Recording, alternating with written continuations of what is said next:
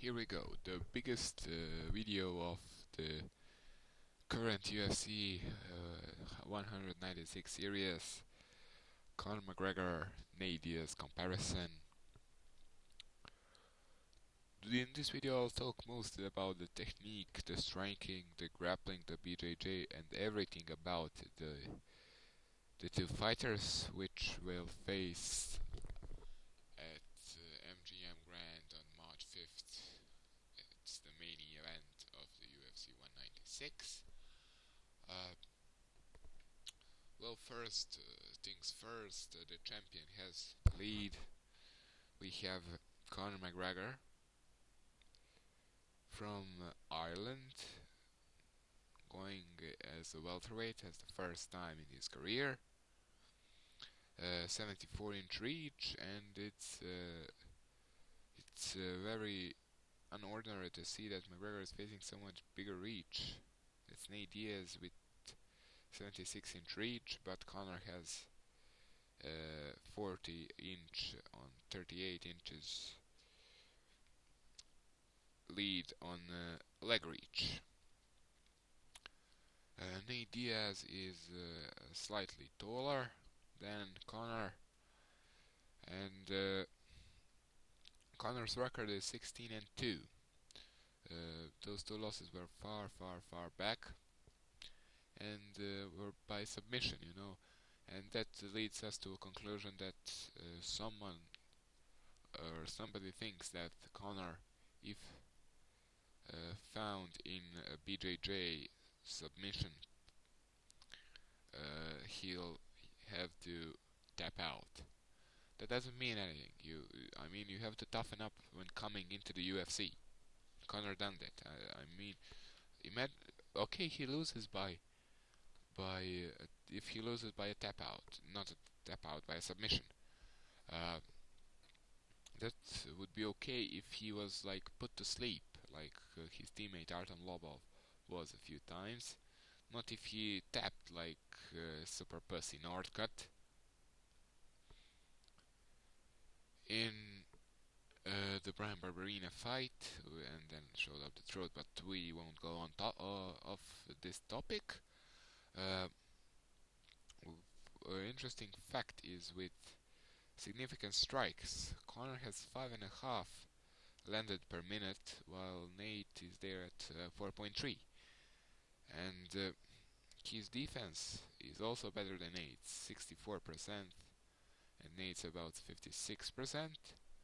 So those are, and the fact that could decide this fight if Conor doesn't knock the fuck out of Nate is the submissions. Nate has almost 1.5 submission average, and Conor is at naked zero. Conor goes for less takedowns. He's a stand-up fighter, with an excellent striking, and a lot of people on the web, on internet, on YouTube, everywhere, think that Conor will win this fight with the uppercut. Well, the uppercut maybe shows as a significant punch for him. When Nate's a taller guy in here, because after a good combination, an uppercut can be deadly, really, if Conor uses it right. And I believe if he is offered a chance, he'll take it. So, and I'm expecting to see a lot of that leg technique, leg kicks, combinations that Conor showed, like on Instagram, on that video shooting for EA Sports UFC 2. And I would be fucking impressed if I see that back heel knockout. That's an amazing punch. Conor has been trying, and he showed that as his wish for the best knockout he would like to make. And an interesting fact is that both Conor and Nate are good and precise strikers. When you see Conor McGregor has almost 45% of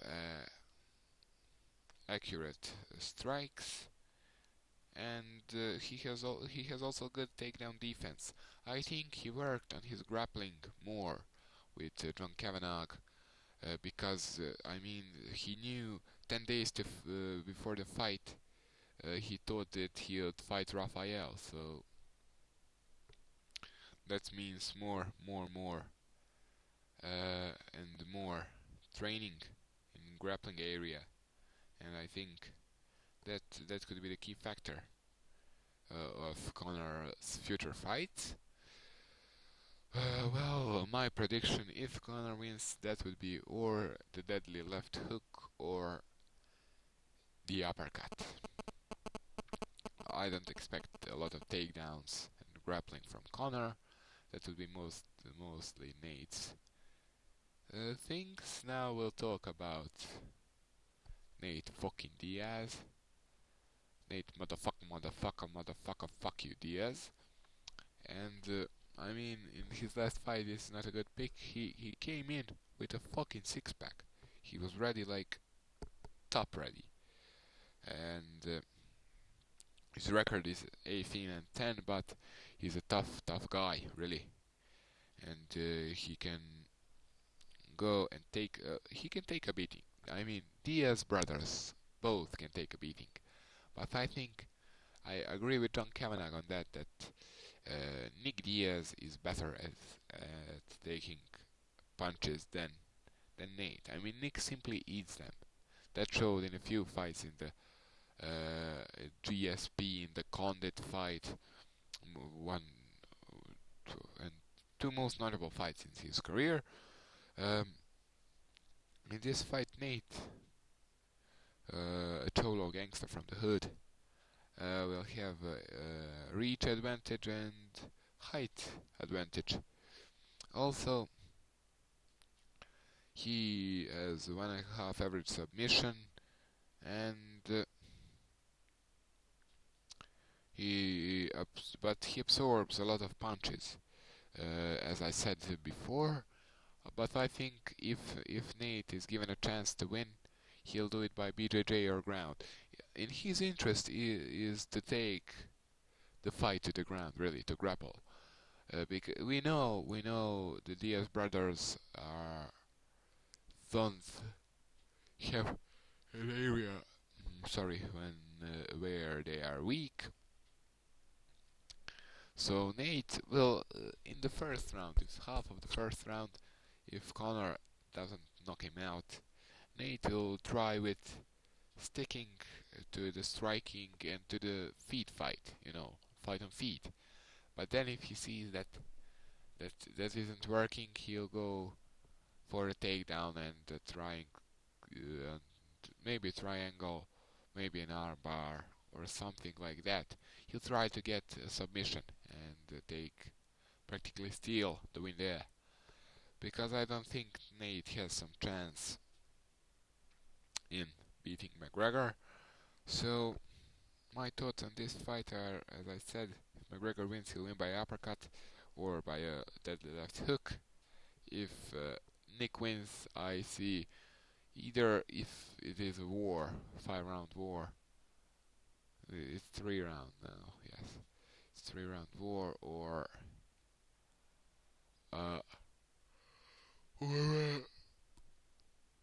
maybe BJJ, something like triangle bar, or and maybe an arm bar, really.